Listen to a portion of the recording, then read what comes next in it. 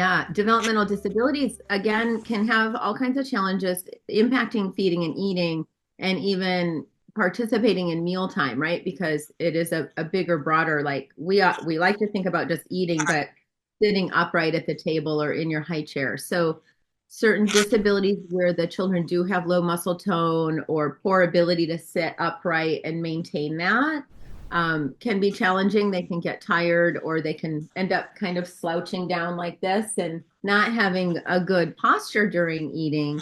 And then that can impact how they can feed themselves. Also, kids with developmental disabilities often have some fine motor difficulties. So if they don't have good prehension skills and the ability to grasp and maintain a grasp, and then the coordination that it takes to scoop or spear and get it to your mouth. In occupational therapy, we work a lot with like graded control, right? Being able to take the cup and not just pour and dump the liquid out, right? But to have that graded control. And kids with disabilities often have difficulties with those types of movements as well.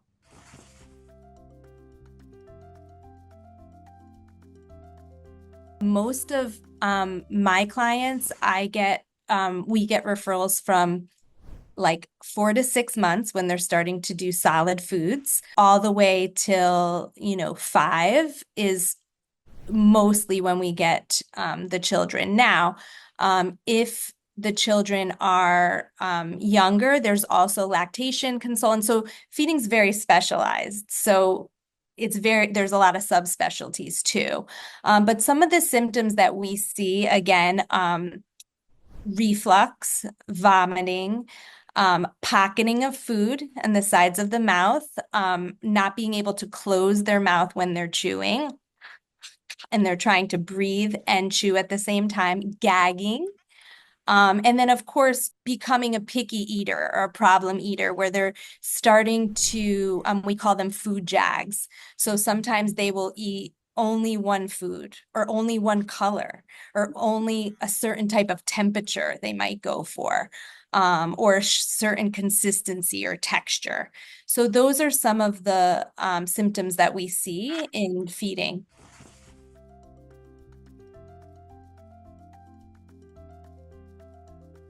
Feeding and swallowing is the only physical task where we use all of our senses at once.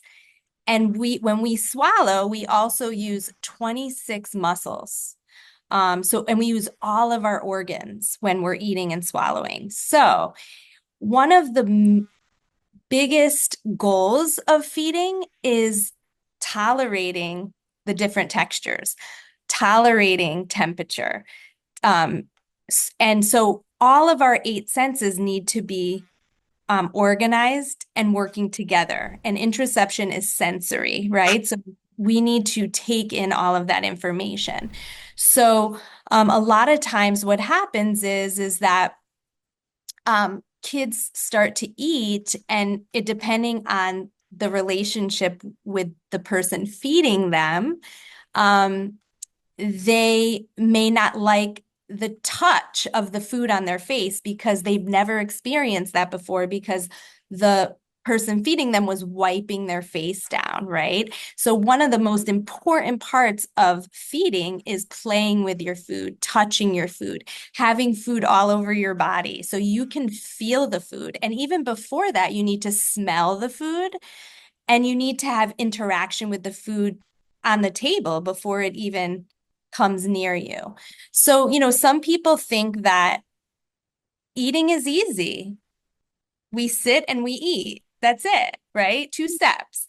And it actually takes 32 steps in the eating process for a child or anybody to accept food. When we look at a child, we start from square one when we get evaluations in there. Can they even tolerate the food from across the room?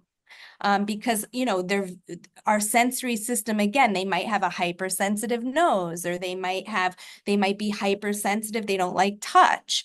So every single food that they come into contact with, they should have those 32 steps in place.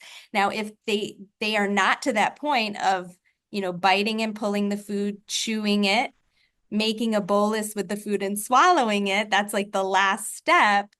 We have to see where they are in that food continuum. So I have kids that cannot even tolerate the smell of something across the room. So we have to start at that step right there.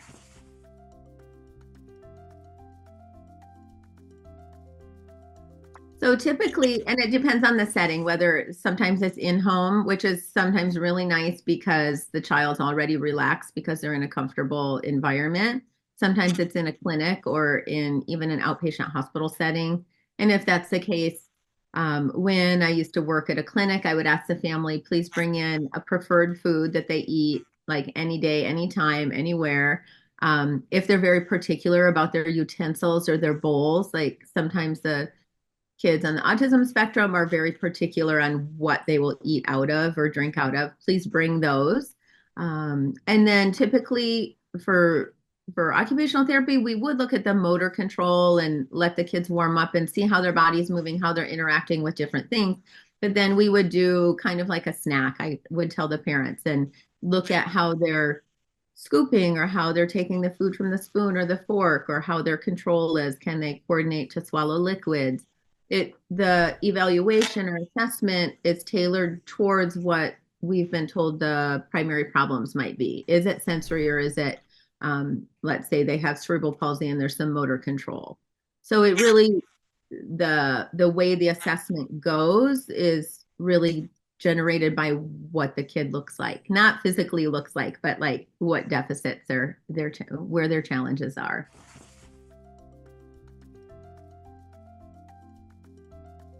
Yeah, families can access feeding services.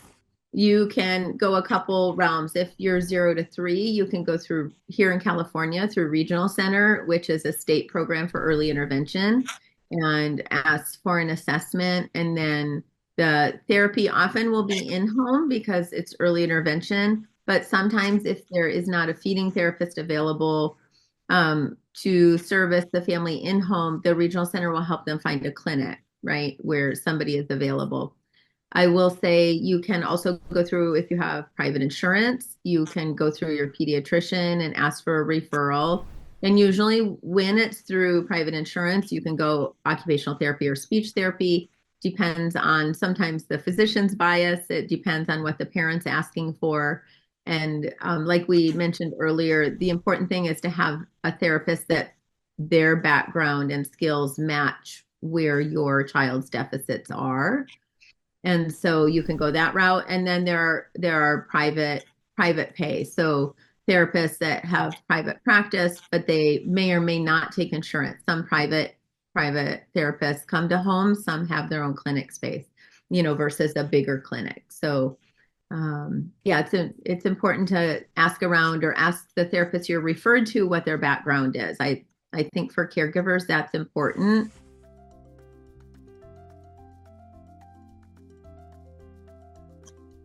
The most important thing about feeding is social. Feeding is engaging.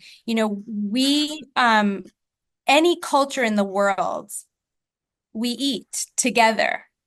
All families sit down and there's food on the table. And we've really gotten away from that in the United States because we have, 2 working parents. And kids learn eating and feeding by watching. So they learn through what they see, right? So a lot of times we're just putting food in front of a child and not eating what they're eating. So they'll say, well, they don't eat. They're just sitting there. And I always say, make a plate of whatever the child, you made them a plate, you make them a plate. And even if you're not hungry, you want to show them how to eat the food. We bite the food, we pull the food, we chew the food. And so they want to eat what we're eating. So we want to make it very engaging. And sometimes, it depends on the child. If we've given them too much attention to food because it's been such a struggle, sometimes I tell parents, just walk away, don't give them attention, put it on the the table, and usually they take a bite when you're not looking. So again, it depends on, what the behaviors are. Yeah, it's very important for adults to model feeding. And children should not be eating at a table for more than 25 minutes. So if the child is eating longer than that, they're actually not even consuming, now they've like feeding was exhausting. So now their calories are gone, right? So we want to make sure that I always recommend 3 meal times, 3 snack times, so that they're learning to eat throughout the day. And it's practice. So those snack times are practice times for food that's hard for them. And again, talking positively about the food and making sure that it is positive. Yeah, always having somebody there eating with them. Even if I have a lot of times families like, well, we eat later. And it's like, it doesn't matter, like having that engagement with the child, social. Everything is social. When we make plans with our friends, we go out and eat. And so we need to train kids to do the same.